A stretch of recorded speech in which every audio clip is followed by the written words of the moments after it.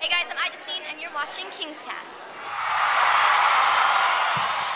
And welcome to Overtime, brought to you by KingsCast at www.kingscast.net.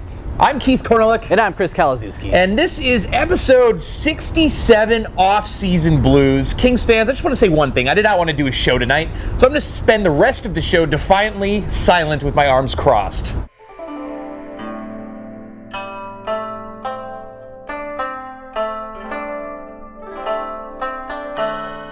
All right, Keith, so off-season this year. It's been kind of interesting. Obviously, we had the whole Kovalchuk drama, but wow, nothing has happened at all, has it? Not from a Kings perspective, yeah, that's for sure. Dean Lombardi, like us, waited for Kovalchuk for many, many, many days, and I don't think really spent much time doing anything but his contract.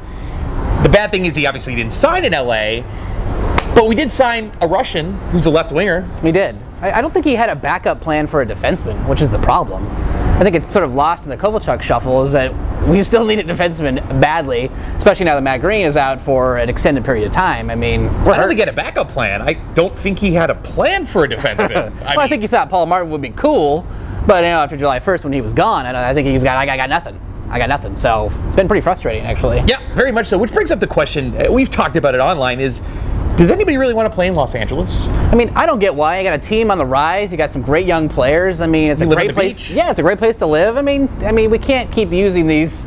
The travel sucks, or the housing is too high. These guys make millions of dollars and they can afford a house. Right. A little extra addition on your garage should not be a difference maker. You know what I mean?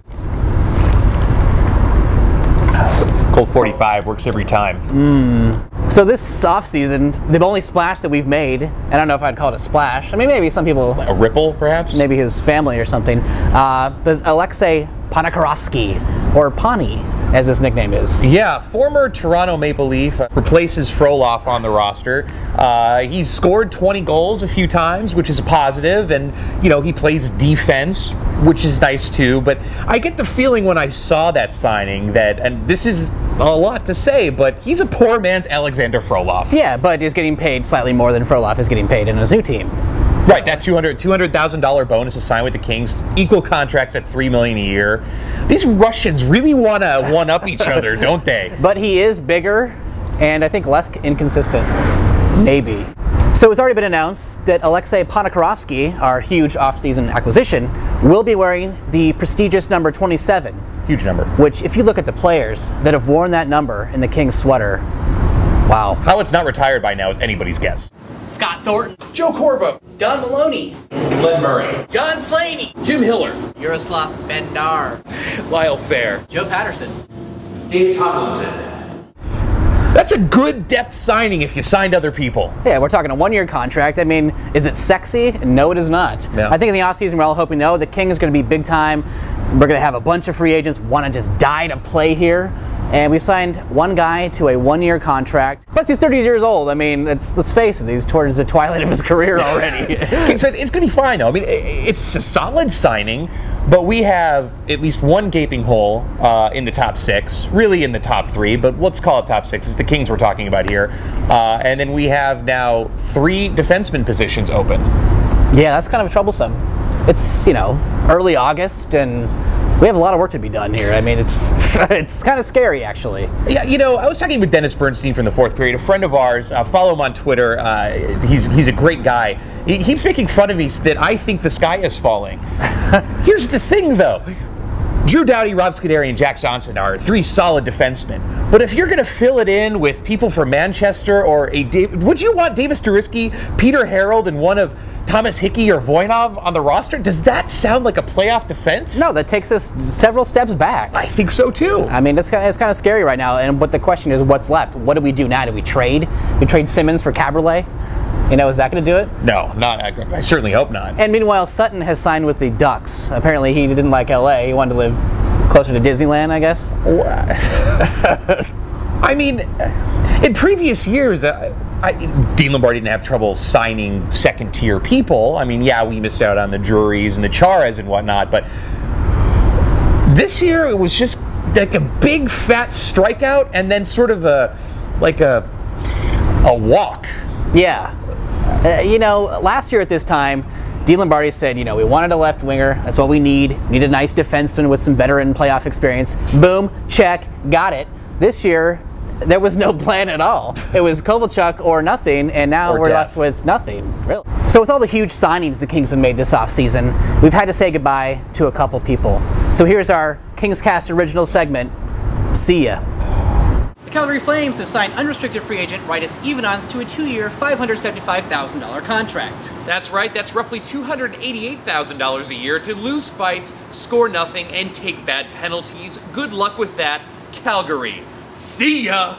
And the Los Angeles Kings said goodbye to Sean O'Donnell, who went to the Philadelphia Flyers for a 1-year, $1 million deal. This, of course, leaves a gaping hole in the Kings roster under the category of old. See ya! Best of luck. So Keith, what is it the offseason? It is very hard for hockey fans, especially Kings fans, because, you know, you have nothing really to celebrate or nothing's resonating after, you know, either not making the playoffs or going out early.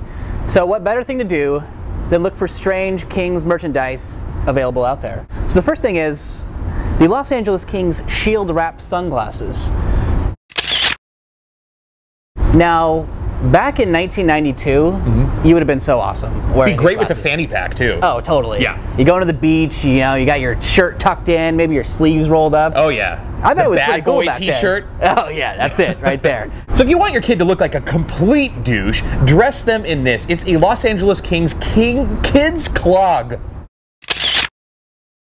Nothing ruins a child's life like getting beat up right away wearing Kings clogs. I wouldn't put my kid in those. So. No. Next up, we have the Los Angeles Kings NHL bottle cozies.